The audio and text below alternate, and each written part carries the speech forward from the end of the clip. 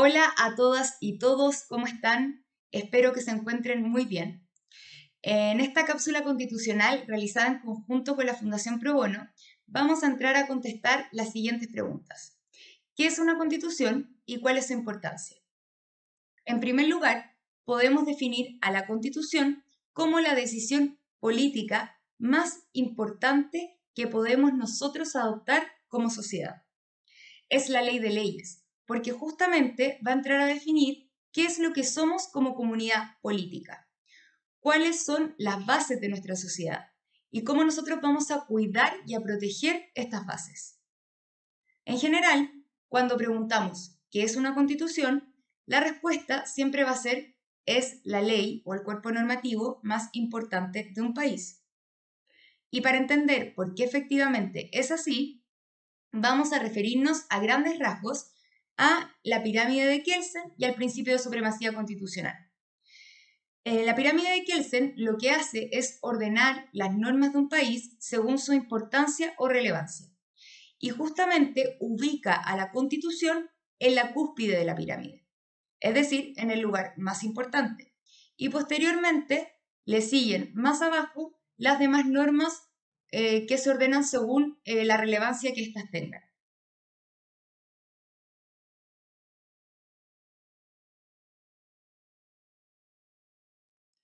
Por ejemplo, podemos mencionar las leyes orgánicas constitucionales, los reglamentos, las sentencias, las ordenanzas municipales, entre otras.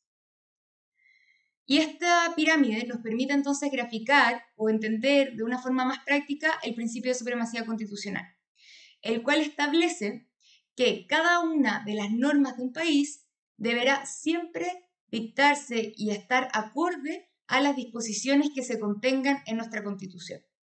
Es decir, todas las normas que se ubican más abajo de la cúspide deberán siempre respetar cada y toda una de las disposiciones constitucionales.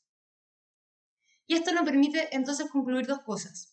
Es la norma más importante de un país porque todas las demás normas siempre deberán estar conforme a ella, sin importar si son o no relevantes.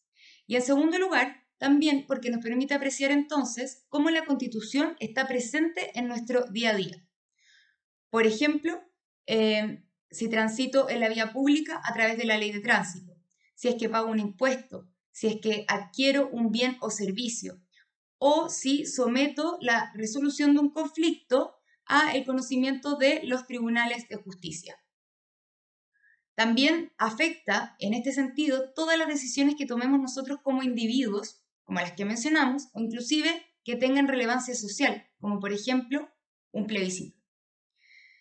Ahora, por otro lado, vamos a referirnos a los principios y a los deberes que forman base de nuestra sociedad.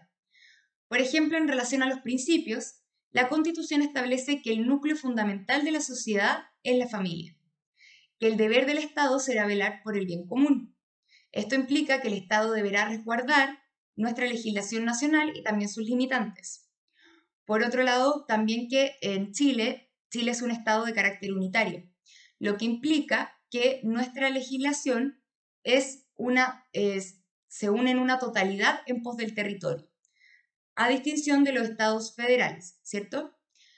Y por otro lado, también podemos mencionar algunos de los deberes que consagra nuestra Constitución, como por ejemplo la obligatoriedad del servicio militar, la obligatoriedad de la educación media y básica, o inclusive el pagar tributos. Es importante, frente a una eventual reforma constitucional, poder entender cada uno de los contenidos y de los alcances de estos principios y deberes, porque van a ser justamente estos principios y deberes los que vamos a entrar a discutir con posterioridad. Por ejemplo, ¿no se identifica como sociedad que Chile sea un Estado de carácter unitario? ¿No si queremos que siga o no el servicio militar de carácter obligatorio? Todos estos aspectos podrán ser discutidos frente a una eventual reforma constitucional. Ahora, también es importante mencionar que es la Constitución la cual establece quién va a ejercer el poder, cuáles son sus facultades y cuáles son sus limitantes. En las repúblicas democráticas existe una separación de poderes. Entonces podemos distinguir tres. El primero es el poder ejecutivo, que básicamente es el presidente y sus ministros, que crean y aplican políticas públicas y que se encargan de la administración del Estado. Por otro lado, podemos distinguir al Poder Legislativo. Básicamente es el Congreso que va a crear, modificar o derogar las leyes. En Chile, el presidente también es un órgano colegislador. Y finalmente podemos mencionar al Poder Judicial, que es independiente de los otros dos y que se encarga de la administración de la justicia.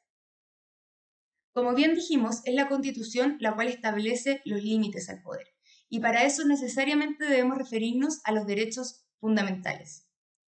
Los derechos fundamentales constituyen derechos humanos consagrados en tratados ratificados por Chile que al incluirse en la Constitución adquieren este carácter de fundamental, lo que implica que se le otorgan mecanismos para su protección y que por su naturaleza, es decir, que es inherente a todo ser humano y que dice relación con su dignidad, toda persona natural o jurídica, institución u organización pública o privada deberá siempre respetarlos.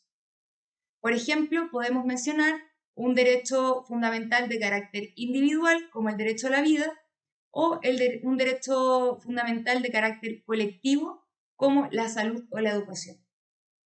En este sentido, también vemos la importancia de cómo es la Constitución quien a la vez establece quiénes van a ejercer el poder, cuáles son sus facultades, pero también le reconoce estos derechos inherentes a todos y todas que deberán siempre respetarse por aquellos que ejerzan el poder.